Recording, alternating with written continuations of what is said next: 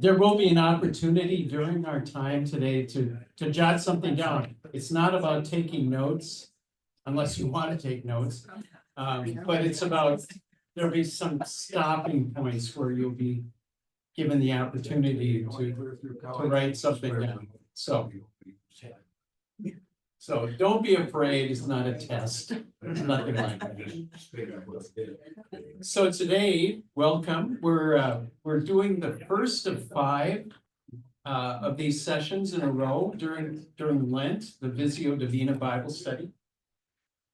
And it's really 5 thematic Bible experiences, I'm going to say, combining Lectio Divina, because there will be a little bit of Lectio Divina because we have to look at the text first and respond to that. But then Visio Divina is something sort of new for us, I think. Visio Divina opens the Bible to both our minds and our senses. And through looking at art, we're led deeper into the text for today, and deeper into your own experience of the text, and into the weekly worship themes that are part of this everything in between resource. So this kind of outline for the study today comes from the in-between resources.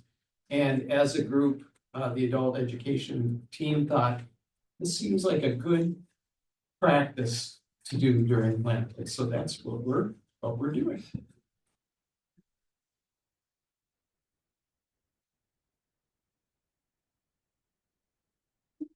So just a little further definition, Visio Divina is a guided visual meditation in prayer. We won't do so much with prayer today, but it's a guided meditation. Visio Divina is Latin for divine seeing as a method of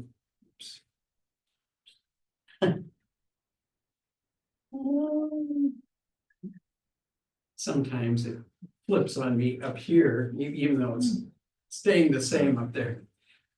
Anyway, it's a method of meditation, reflection, and prayer through a process of intentional seeing. Visio Divina extends the 6th century practice of Lectio Divina by the use of visual imagery.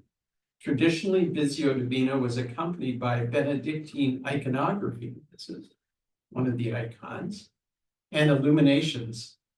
However, different faith traditions have adapted the process over time, utilizing both secular and non-secular images.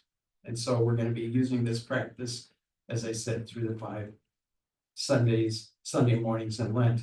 This image, I don't know if you can read this down here, is the Christ Pantocrator, 6th century encaustic icon from St. Catherine's Monastery in Mount Sinai. Pantocrator means ruler of all, or ruler of the universe, and it's the oldest known Pantocrator icon. And caustic is a Greek word meaning to burn or heat in, burn in. Encaustikos. Its method uses heated wax and pigments. That's how this was created, heated wax and pigments, melted together to create luminous surfaces. And they obviously last a long time.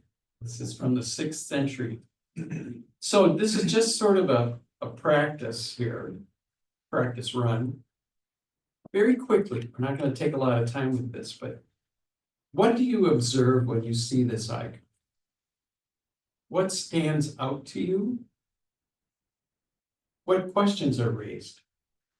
Just take a moment to look at it.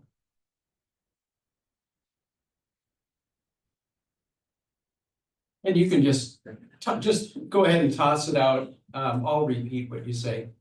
The eyes are different. The eyes are different. I'm always drawn to the eyes of this image. I don't know why that is, but it's haunting to me also. I was gonna say it looks kind of like the eyes look right through you. The eyes look right through you. Confronting. Confronting.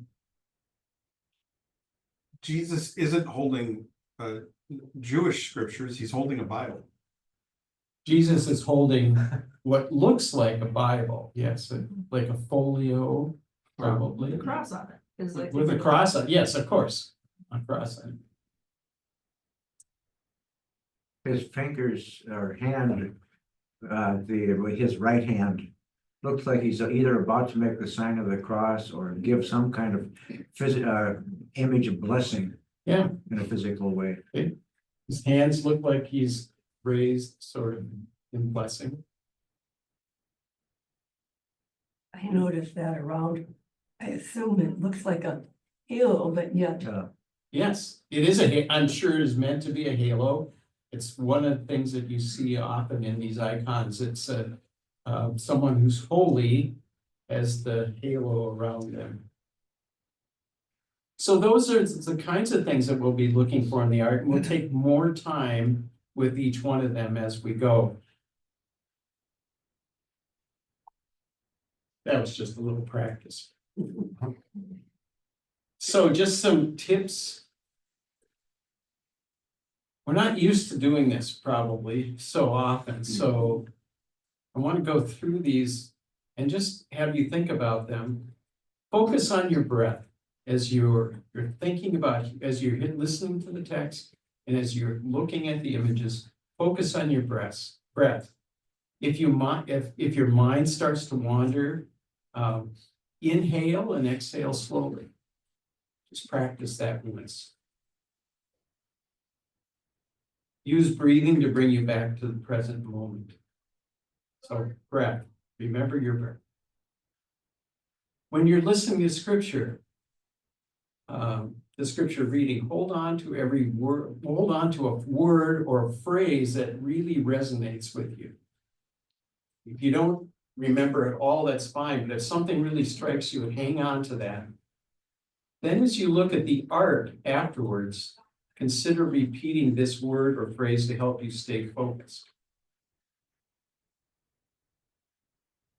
And finally, if you find yourself not knowing what to think or trying to figure out what the art means, remember that this is just an invitation to be an observer. Just as we did in that very first icon, you're just observing. And then you can use the notepads, and I'll instruct you as we go, provided to jot down observations or questions like, why did the artist use that color? Why did the artist portray the story this way? How does the art make me feel? Feel free to use those pads. And by the way, we're going to use these all 5 Sundays. So at the end, if you would be so kind, just drop it on the back table as you leave. And we'll gather them and we'll have them for the next time as well. So as we begin, let's do this prayer together. Creative God, in this moment, quiet our minds, even as you enliven our imaginations. Guide our hearing and our seeing, so that your word may come alive among us.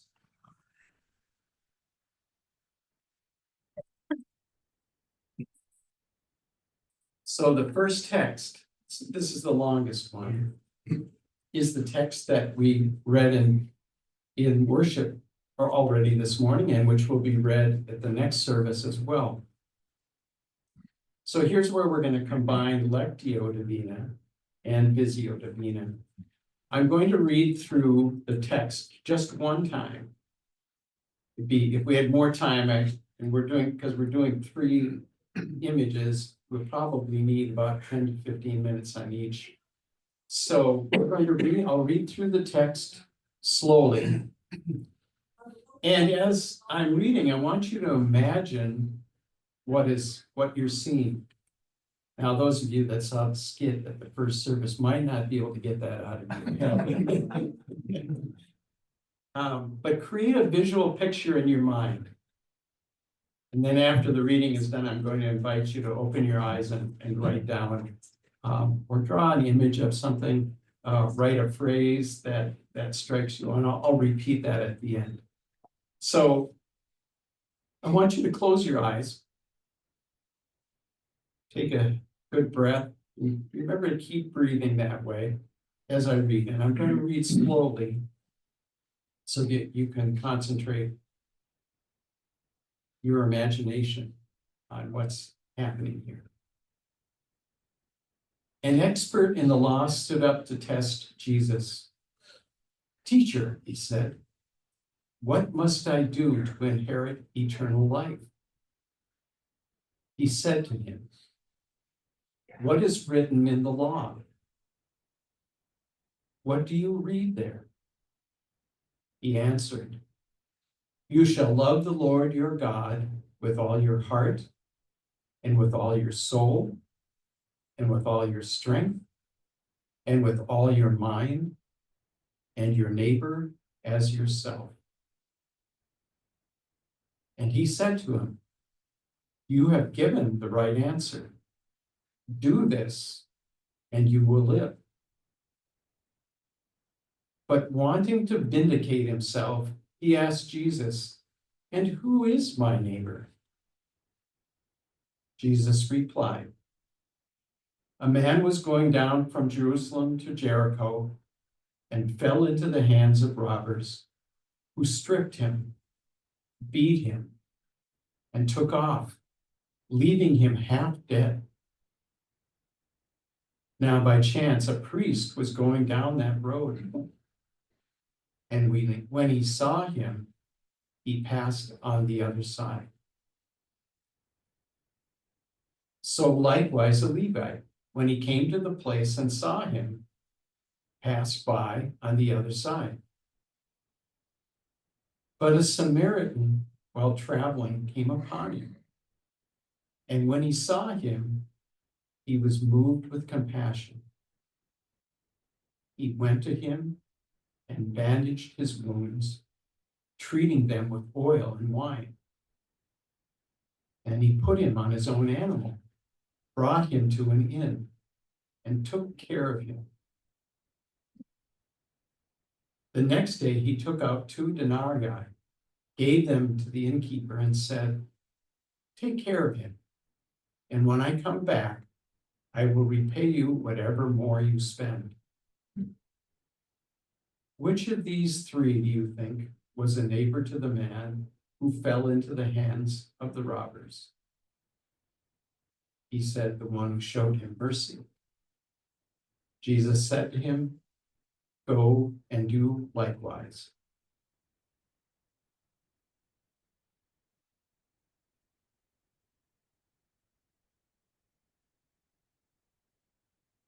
So I invite you now to open your eyes, and on the pad of paper, if there's a word you want to jot down, a phrase that came to mind, a particular image. I mean, that's a scene, there's lots of scenes within the scene here. Particular image, colors or something that emerged for you. Was there a particular phrase that you might want to repeat? That came to you as a repeated theme for the text. I'll just give you a couple moments to think through that and to write some things down. We're not going to share these with each other right away. So we'll have a little bit of time for sharing at the end, but we're kind of progress through each of these texts and art to go through all of them, and then we'll do some sharing at the end.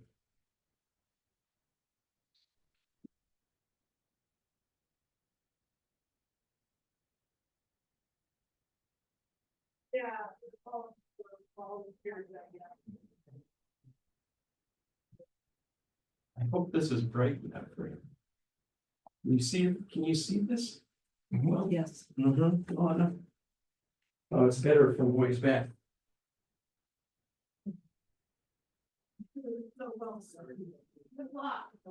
This image is the Good Samaritan by Balthasar von Fortbende. It was painted in 1647. It's oil on canvas. So I want you to now take a look as closely as you can to this image. And I'm going to give some directions, and you keep looking at the image, and I'll just do some directions here. So as before, center yourself by taking a deep breath, relaxing your body as best you feel the weight of your body held by your chair.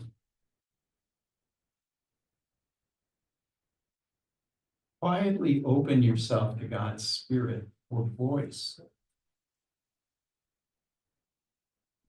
How is God speaking through this image?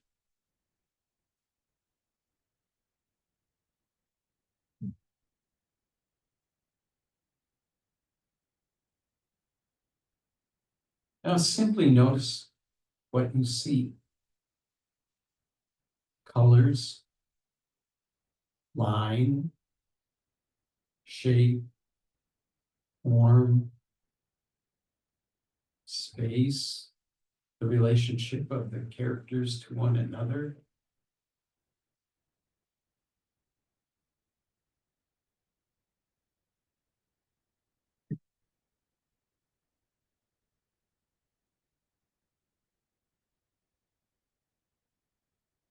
Take an even deeper look.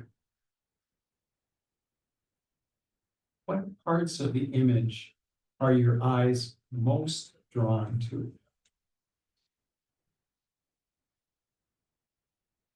What parts did you miss initially? Is there something you're noticing now that you missed or overlooked?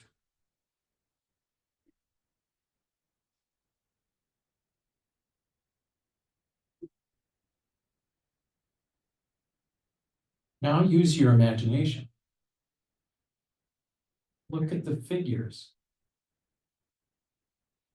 How many are there? What story do you assign to each of them? What emotions do you give to them?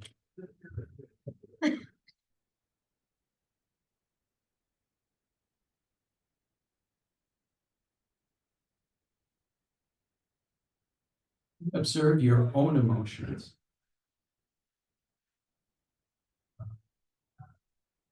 How does this image make you feel?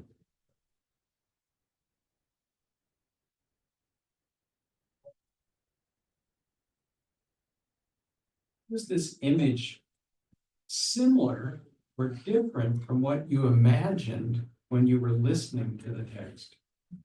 What's new here or different?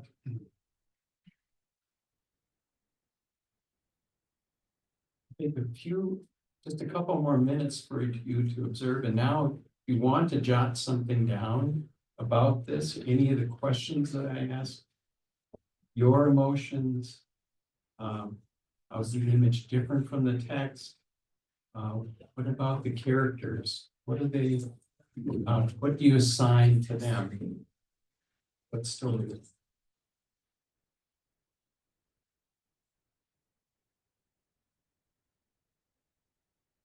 And I told you before that we will come back for some discussion. We're not going to try to share discussion right now at this moment, even though you might want to. That's why the pads are there, to jot something down or recall a little bit later. Just a couple more minutes. We'll spend time on this one, and we're going to move on.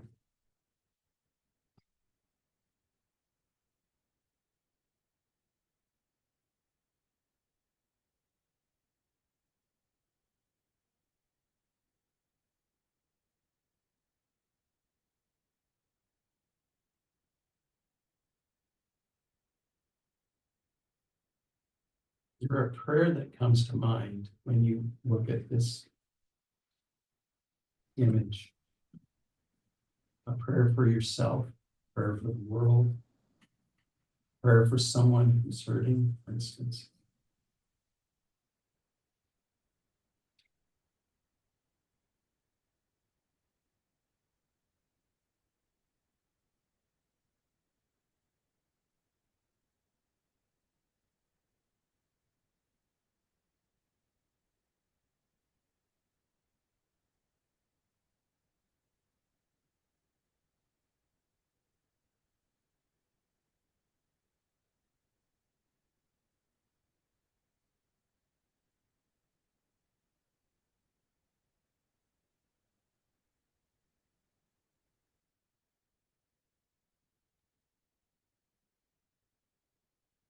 Tempting to want to talk about them right now, but we'll get a chance to share.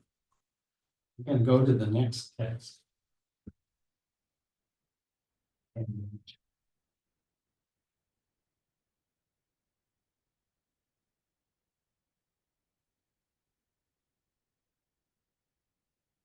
this is from Deuteronomy, 10th chapter.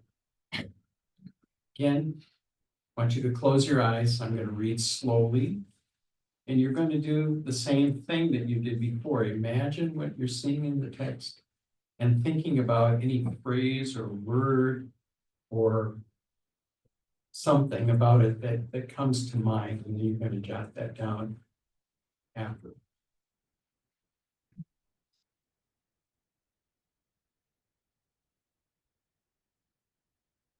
For the Lord your God is God of gods and Lord of lords, the great God, mighty and awesome, who is not partial and takes no bribe, who executes justice for the orphan and the widow, and who loves the strangers, providing them food and clothing. You shall also love the stranger, for you were strangers in the land of Egypt.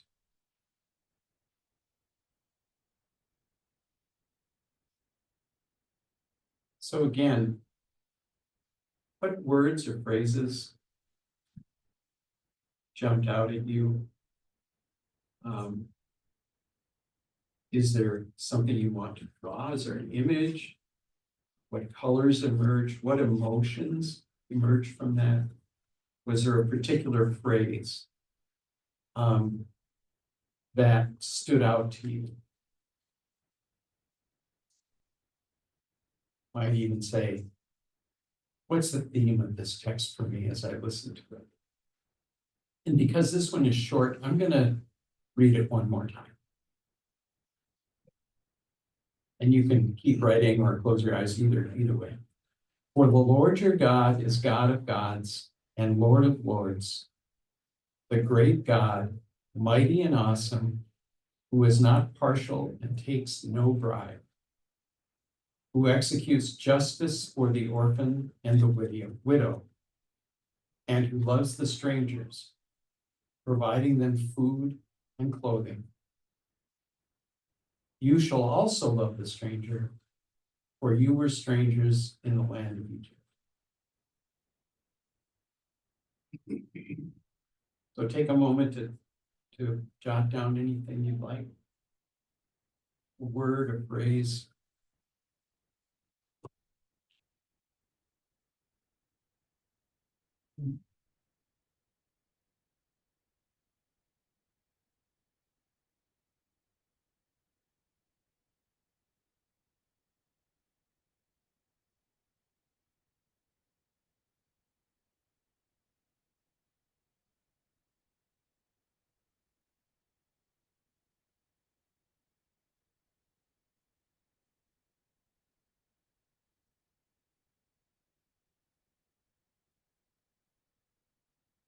So the image for this text that I've chosen,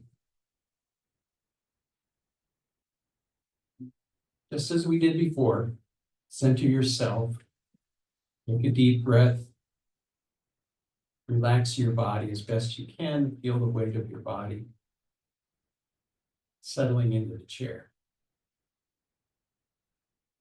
Quietly open yourself to God's spirit or voice.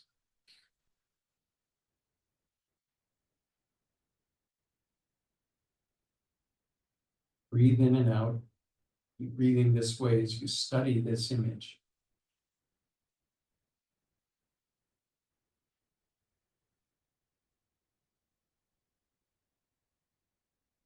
Simply notice what you see. Colors, line, shape, form, texture.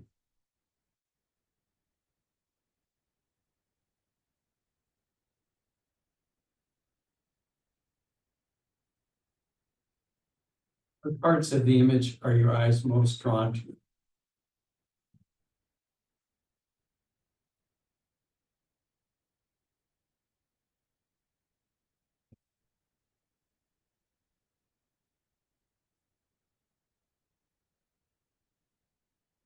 Use your imagination. Look at the figures. How are they connected?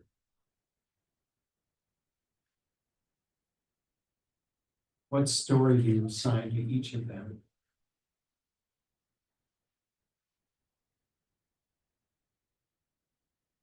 What emotions would you give to them?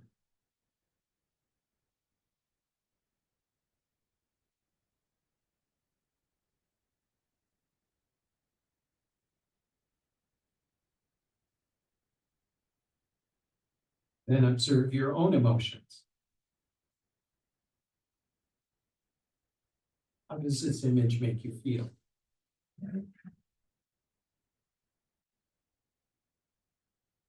How is the image similar or different from what you imagined when you listened to the text?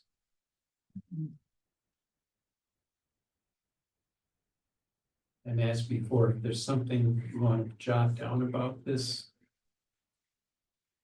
we'll take a few minutes more to leave it up so that you can write any observations that you have.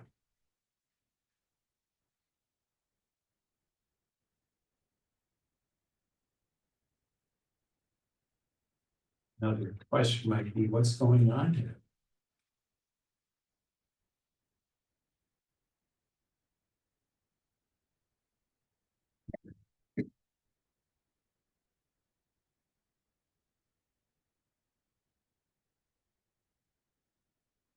It's always the question of, how does this relate to what we heard in the text?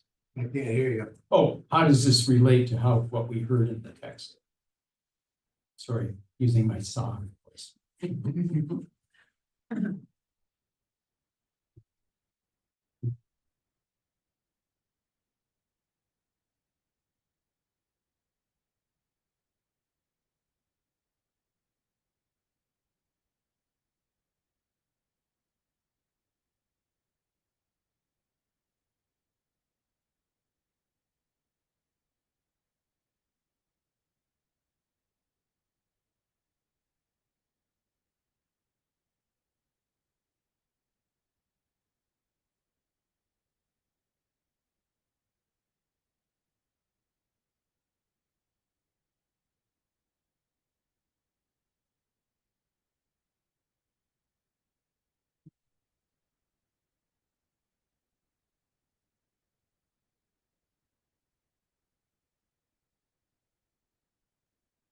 One more text. We're just doing 3, and then we will have time at the end to reflect on what you observed with these texts. And this practice. This just might say something to us about how we do it the next time. Those of us in the group who are leading in the future, you can decide whether this is the way you want to do it or not. But this is one way to go about it. Okay, so read this text from Matthew 25, very familiar text.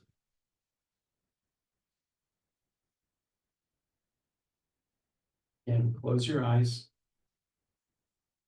Be thinking about phrases, images, themes.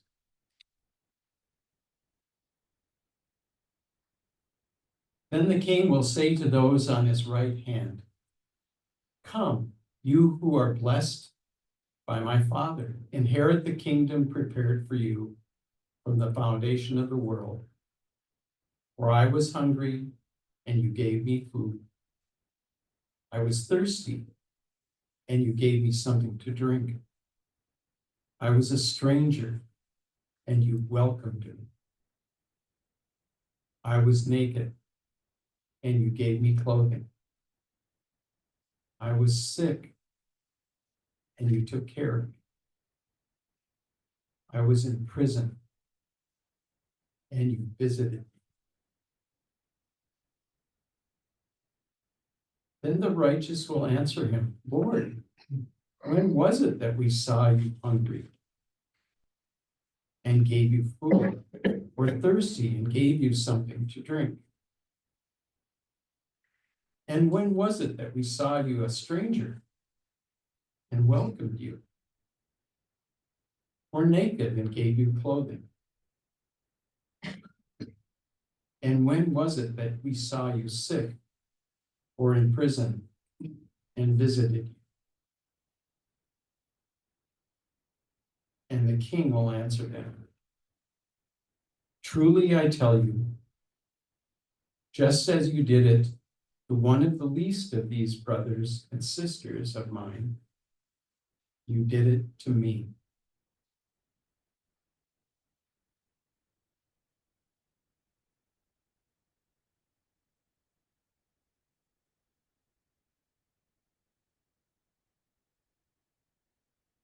What pictures come to mind? Like images, what words or phrases or theme emerge for you?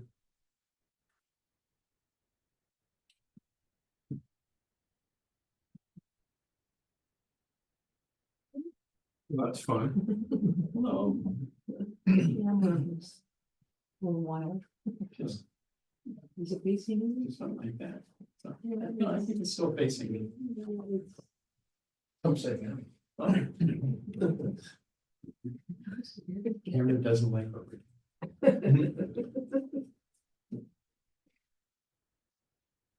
Yeah. So give you one more minute to jot down anything. We'll move on to our last image.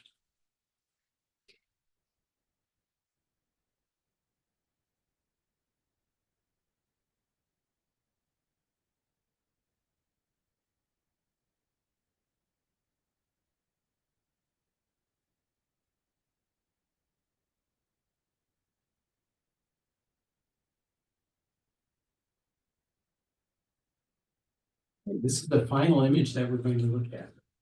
We'll use the same process that we've been using.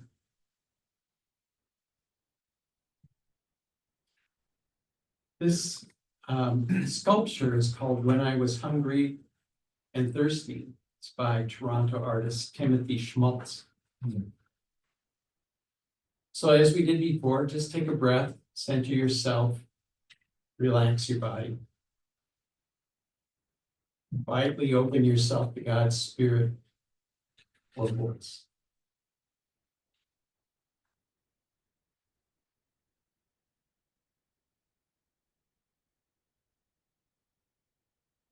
Keep breathing this way as you study the image.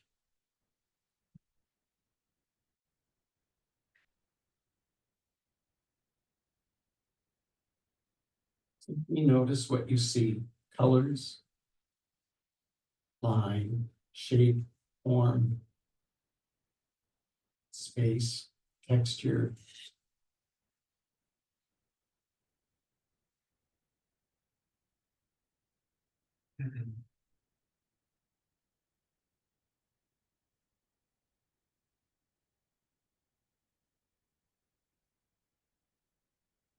What parts of the image are your eyes most drawn to?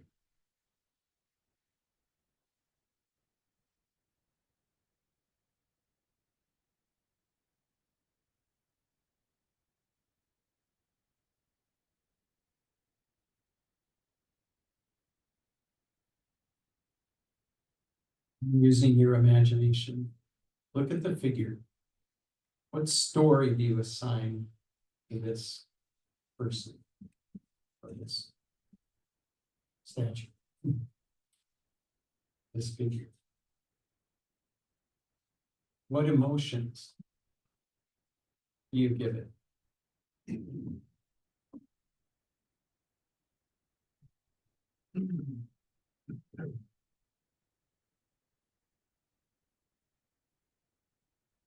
And observe your own emotions. How does the image make you feel?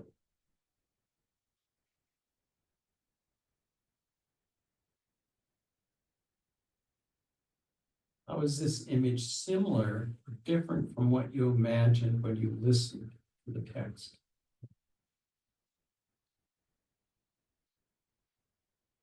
Does it connect with the text for you? We'll leave it up a couple more minutes and just jot down any thoughts, emotions, words, anything that you want to say about this image.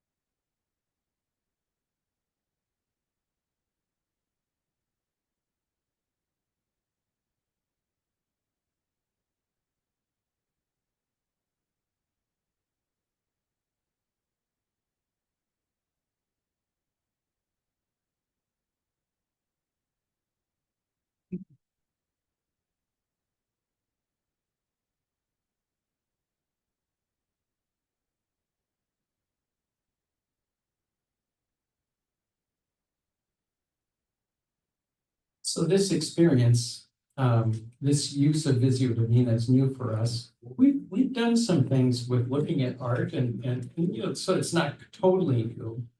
But Visio Divina is more of a internalized, in one sense, way of looking at the text. And so I have some image or some questions here for us, our group to talk about.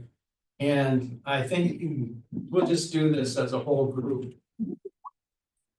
And I think I can wander around and have you use this. So I'll just go through all the questions. We don't need to stop on every one, but if there's something here that you want to respond to, which of the three images spoke to you the most? Why? Which image challenged you to use your imagination most? What did you imagine? What are some of the emotions that emerged for you as you observed the images? And then we'll get to the last question at the end. So we can start at the beginning. Which of the three images spoke to you the most and why? Anybody willing to speak?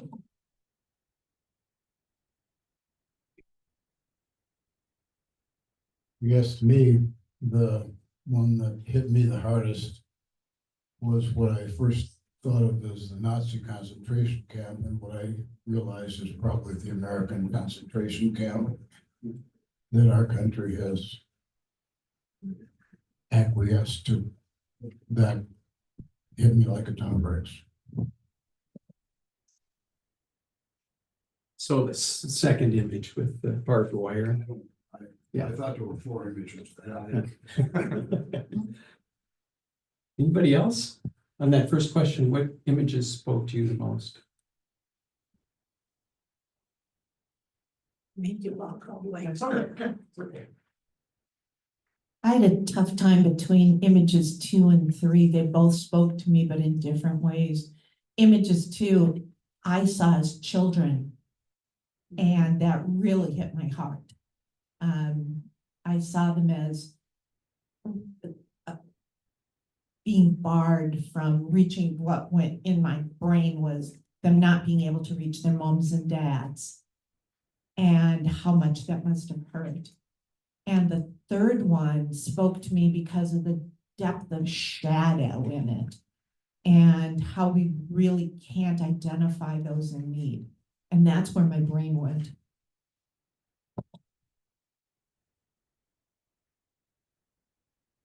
For me, it was the last image of the woman asking for help. First thing I think, I'm too quick to judge. The first thing I think of is the woman is asking for money to help her family. If it was a man, I would think he's asking for chemical dependency. And that's just. Wow. Very interesting. Yeah, was that last person a man or a woman?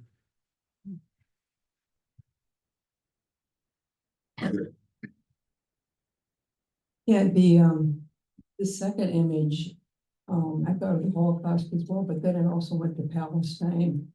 When you said connecting it with the text and the text of God speaking to Israel to say, you were once strangers and thinking about the horrible situation between Israel and Palestine and how they can't get it together.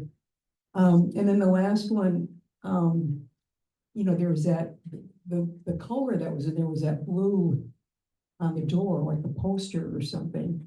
And my mind went back to when I was in college at Augsburg. I sometimes went down to Central Lutheran, and they had these posters. This was back in 69, 70, somewhere in there. And they had these posters that would say, would have an image, but maybe something like that statue, except a person, begging or something, and then say, something about you, and based on 25, but you saw me and then you went away and prayed for me. And, with the idea that we often rely on prayer, or maybe God will help or somebody else, and then we don't. And that accusation that we don't always do enough. Listen to the sermon at the second service. Anybody giving something else?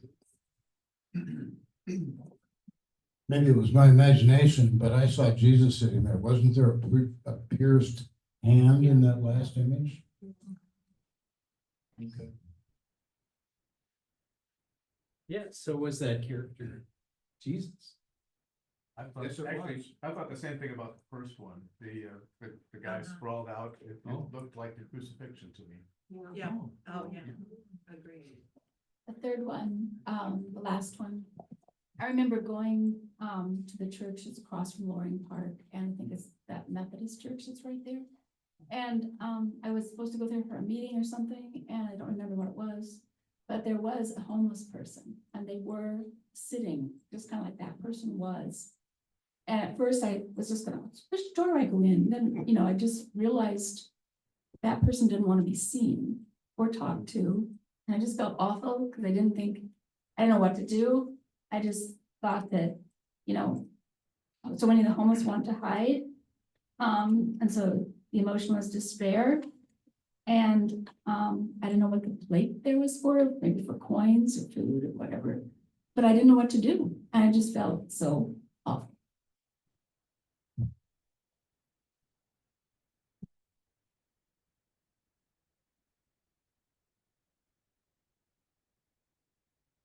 Second and third images get me strongest, and maybe it's because they're contemporary as opposed to the generations back. But the third one just said despair to me. Even the colors of the statue and the stone wall almost blended together, everything unseen. The second image, I had a lot of questions. Were they behind or in front of the choir? The text said brothers and sisters, so I too thought of children, different sizes, and holding hands I saw right away. And the text said something about awesome God. And where was God in the picture? And that it's we serve and love God when we don't often see or know He's there or believe He's there.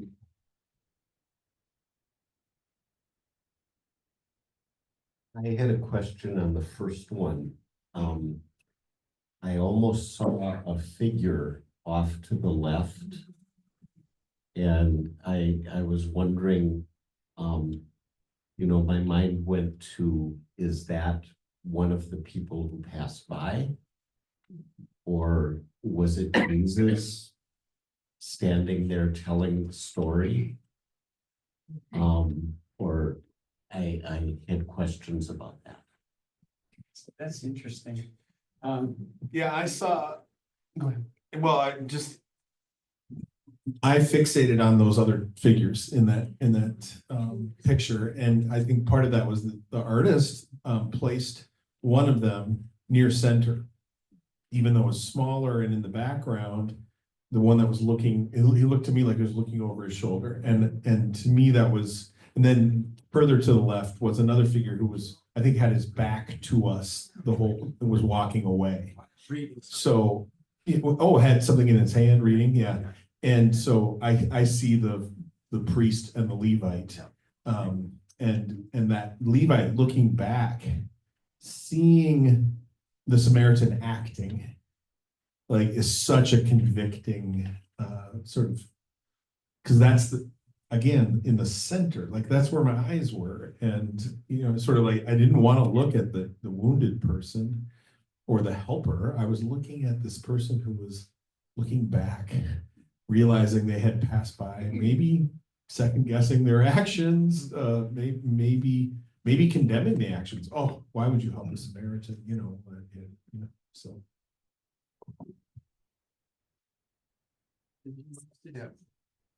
In the second one, I was struck by the contrast between the barbed wire and the blue sky emerging on the other side of the barbed wire. Like, that's the promised land that we want to get to and we can't get there. Anybody else? The third image or picture, there was the nail pierced hand, of course, reaching out, but there was mentioned, people have mentioned the facelessness and perhaps the hiddenness. But I kind of saw the blending of the one in need and Christ, and how that is part of the reality.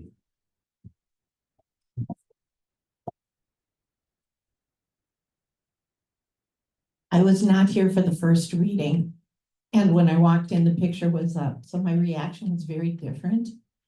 I saw it and my first thought was, it's the crucifixion set in an English countryside. How does this translate?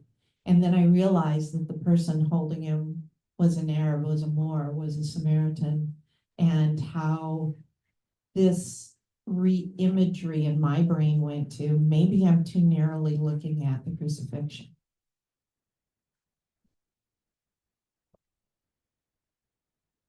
We've actually been kind of looking at all three of those questions, haven't we, as we've been reacting? Would it challenge your imagination? What emotions emerged? And some of you have mentioned that. Anybody else? We'll just take a couple more minutes. Anybody notice the 20th century eclipse holding the picture down in the last picture? Anybody notice the 20? Yeah, let's look at that. I think I would have loved to. Are you talking this up right up here? The clip on the lower right left-hand corner of the blue thing there, that's a. Yeah. I would have loved to have been able to erase that from the image. I couldn't figure out a way to do it. But it's a sign for the museum where this is placed.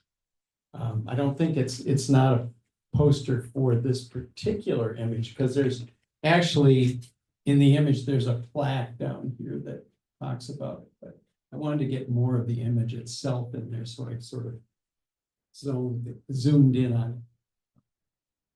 Can you put the first one up? Sure.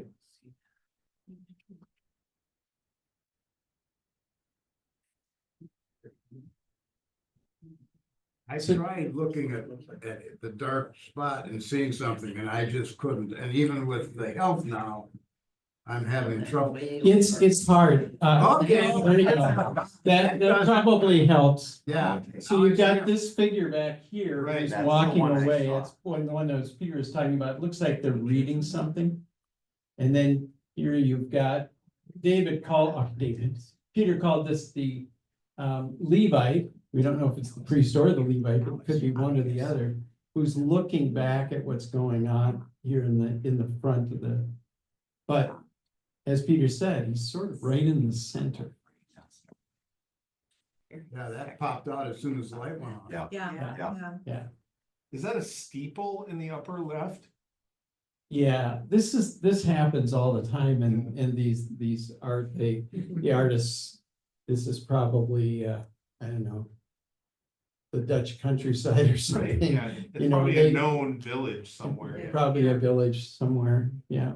So you always get these biblical things painted on whatever the contemporary situation is, or the geography. It's true.